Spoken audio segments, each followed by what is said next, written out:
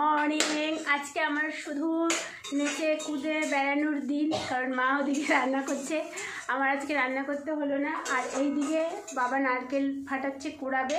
কালকে আগের দিনের ব্লগে বললাম না তোমাদের, মা পিঠে বানাবে, সবই মোটা, ভালোই নারকেলগুলো। এখানে চলছে নারকেল ফাটানো, এখানে চলছে রান্না। নারকেলগুলো বেশ ভালোই হয়েছে।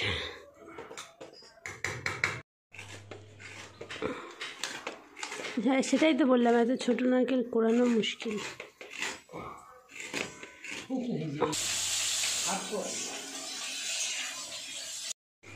এই দেখো আমার মা পিঠে করার জন্য কি কি এনেছে। সুজি, বাতাসা, চালের গুঁড়ো, ময়দা, আরও কত কি আছে।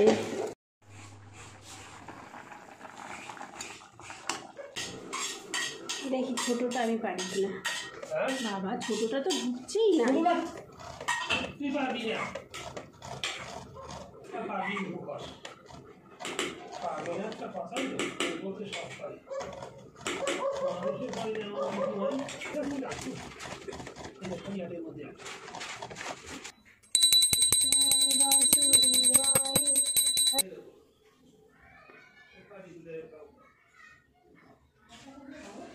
সাড়ে 12টা বাজে, ওই যে স্নান করে পুজো কমপ্লিট হয়ে গেছে। আর এই দিকে দেখো সব কি করছে।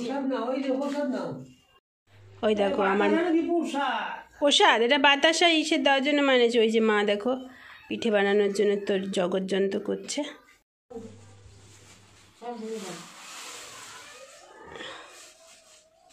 চিনি, ময়দা, চালের গুঁড়ো, সুজি, বাবারে বাবা কত কিছু।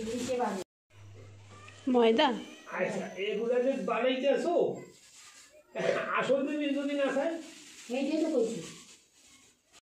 নারকেল আনলে তো ইসের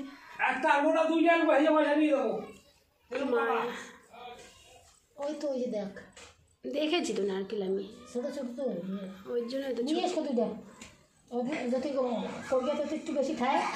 কালকে করবে আবার কটা। হ্যাঁ, কাল করি নাই, না আলবো না, আমি যাবো।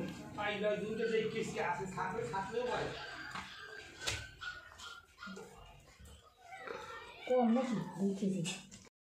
এই দেখো বন্ধুগণ, আমার মা শুরু করে দিয়েছে, এই যে নারকেল কষাচ্ছে, টান টান টান টান। চিনির জন্য জল বলেছে না মা? দুধ দিছি না। ও দুধ দিয়েছে।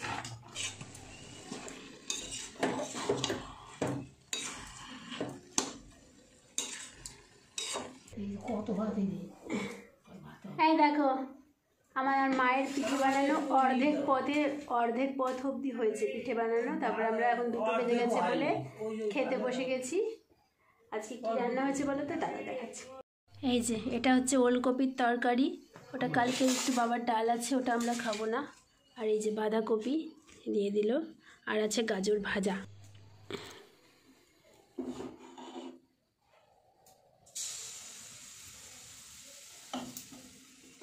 স্টেল করে দিলে ডান্ডিটা তাকে ঘুরে দিলেই যায়।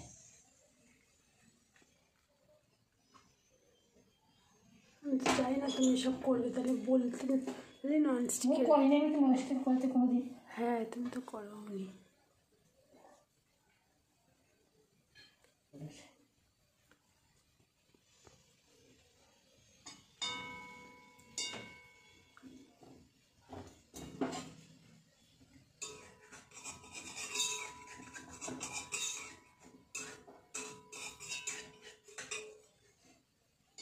সব রকম পিঠেতেই কষ্ট আছে।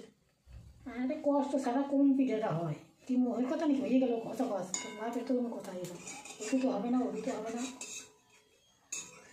কোনো কত পিঠে হবে।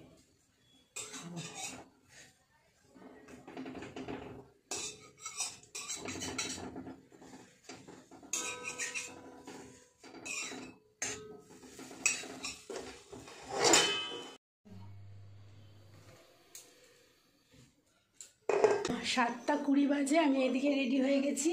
আর আমার মা সেই 3টের সময় শুরু হয়েছে পিঠে বানাতে, এখন সবে শেষের দিকে। আর এই যে আগে 1 ঘন্টা খাটলাম, তার আগে 1 ঘন্টা এই মানে প্রিপারেশন করে নেওয়ার জন্য। এই যে পিঠে 1 গামলা।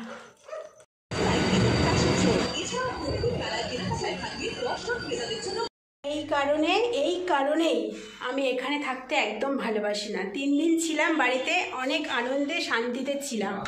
সকালবেলা একবার বাথরুমে ঢুকেছে নিয়ে, ফোন নিয়ে, আবার ও এখন বাথরুমে ঢুকেছে ফোন নিয়ে। এত জ্বালায়, কখন থেকে বলছি খিদে পেয়েছে। এই কারণে ওকে রবিবার সকালবেলা ওকে খেতে দিতেই নেই। যে এখন বললাম, এখন ফ্ল্যাশের আওয়াজ পেলাম, নাহলে বসে বসে কোমোটে বসে বসে ঘেন্নাও করে না কি ঠান্ডা। আজকে না আমাদের বিরিয়ানি খাওয়া, জানো, রবিবার। সত্যি কথা বলতে কালকে তো শনিবার ছিল, তো আমি বাড়ি থেকে ফিরেছি এ বাড়িতে হচ্ছে রাত 10টায়। আর তারপরে রবিবারের বাজারটা করা ছিল না, ফার্স্ট অফ অল। সেকেন্ডলি আজকে রবিবার ঘুম থেকে উঠেছি সকাল 11টায়। তো 11টায় উঠে ফ্রেশ হয়ে বাজারে যেতে যেতে 11:30 এসে যোগাযন্ত্র করতে, আর টোটাল কথা হচ্ছে ইচ্ছে করছিল না। তো ভাবলাম যে থাক, তাহলে আজকে বিরিয়ানি দিয়ে কাজ চালিয়ে দিই। আজকে আর রান্নাবান্না করবো না, রাতের বেলা রুটি করব, রুটি আলু ভাজা, আলু আনতে হবে গো। দেখো 7:45 বাজে, আমি রেডি হয়ে বসে আছি, আর আরেকজন দেখো মনের সুখে গেম খেলছে। মুখটা দেখো, কি খেলছিস রে ভাই? কেন নাটক বুঝেছ?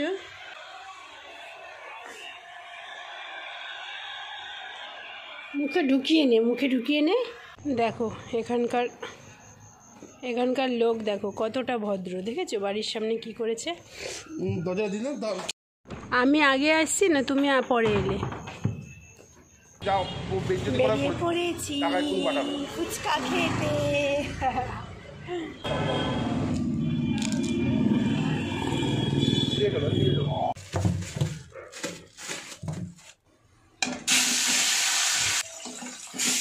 গুড মর্নিং বন্ধুগণ, হ্যাপি মানডে।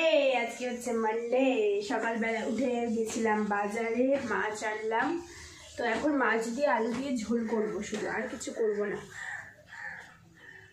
আর বাকি মাছ তুলে দিলাম ফ্রিজে, বসিয়ে দিয়েছি মাছের ঝোল। আর এই তার সাথে সাথে করে নিয়েছি আমার হেলথ ড্রিঙ্ক, বিটরুট জুস। এর মধ্যে জানো তো তোমরা, তাও নতুন যারা আছো তাদের জন্য বলে দিচ্ছি, অর্ধেক বিট, অর্ধেক শসা, একটা গোটা আমলকি, এই 1/2 ইঞ্চি মতন কাঁচা হলুদ, আর কি নিয়েছি, আর কিছু নিইনি, ব্যাস। এটা মিক্স করে অল্প জল দিয়ে পুরো মিক্সিতে পেস্ট করে নিয়ে ছেঁকে নিয়েছি।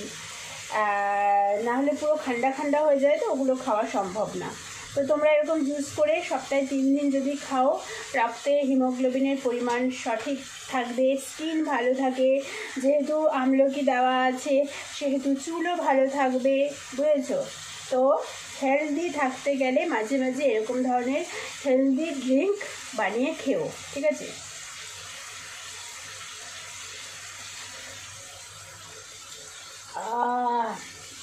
আমলকিটা দেওয়া হয় তো একটু টকটক ভাব লাগে, খারাপ লাগে না খেতে, কিন্তু একটু তো খারাপ লাগবেই এইসব জিনিস, তাই না?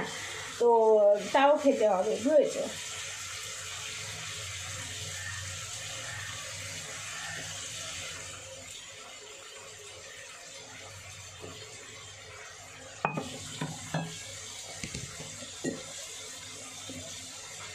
আর এই দেখো, আমি ছাকার আগে পেস্ট করার পরে একটুখানি তুলে রেখেছি। এটা আমি স্কিনে অ্যাপ্লাই করব, এর সাথে বেসন মিশিয়ে স্কিনে অ্যাপ্লাই করব। হাই ফ্রেন্ডস, এইবারে আমি তোমাদের সাথে একটা জিনিস শেয়ার করব। এক্ষুনি এলো পার্সেলটা, তো এই পার্সেলটার মধ্যে কি আছে সেটা তোমাদের সাথে শেয়ার করব। চলো, অনেক দিন বাদে এখন টুকটাক আমার আবার শপিং শুরু হয়েছে। তো কি শপিং করেছি সেটাই তোমাদেরকে দেখানোর বিষয়, কিন্তু ছিঁড়বো কোথা দিয়ে? ওই সেই বেগুনি কালারের একটা শাড়ি কিনেছিলাম না কিছুদিন আগে, তো সেইটার সাথে ম্যাচিং করে একটা ব্লাউজ কিনেছি। ব্লাউজটা কিনেছি, একদম বিশ্বাস করবে না, পুরো একদম সেম কালার এসেছে, সেম, একদম শুধু 19 আর 20। দেখো, মনে আছে তোমাদের এই কালারের যে শাড়িটা কিনেছিলাম? এবারে এটা আমার মুশকিল হলো গিয়ে আগের দিন দেখলে না একটা ব্লাউজ কিনেছি, ওটা আমার ঠিক পোষায়নি, তারপরে এটা দেখে এটা কিনেছি। দেখো কি সুন্দর কালারটা এসছে, পুরো আমার শাড়ির সাথে ম্যাচিং করা, আর শাড়ির মধ্যেও না এই কালারের কাজ করা। তো দেখো এটা হচ্ছে ফ্রন্ট, ওয়াও, আর এইটা হচ্ছে ব্যাক। কি সুন্দর না, দারুণ দারুণ। কেমন হয়েছে তোমরা অবশ্যই জানিও। হ্যাঁ, আমার তো ভীষণ ভীষণ ভালো লাগছে। আর আজকের ব্লগটা না এখানেই শেষ করব, তার কারণ এরপরে কোনো অ্যাক্টিভিটি নেই। স্নান করব, পুজো করব, খাবো, সারাদিন ল্যাদ খাবো, আর লাইভে তোমাদের সাথে বকবক করব, তারপরে সেই রাতের বেলা তো আর এনার্জি থাকে না, আর কিছু সেরকম অ্যাক্টিভিটিও নেই সত্যি কথা বলতে। তো আজকের ব্লগটা খুবই ছোট হলো, যদি এই ছোট্ট সিম্পল ব্লগটা ভালো লেগে থাকে তাহলে অবশ্যই লাইক, কমেন্ট, শেয়ার, সাবস্ক্রাইব করো। সবাই ভালো থেকো, সুস্থ থেকো, আনন্দে থেকো, সবসময় পজিটিভ থেকো, আর আমাকে যেমন ভালোবাসা দিচ্ছ সেরকমই ভালোবাসা দিয়ে যেও। তোমাদেরকে অনেক অনেক ভালোবাসা আমার তরফ থেকেও। সবাই ভালো থেকো, নতুন বছর তোমাদের অনেক অনেক ভালো যাবে। Be confident. Okay, tata.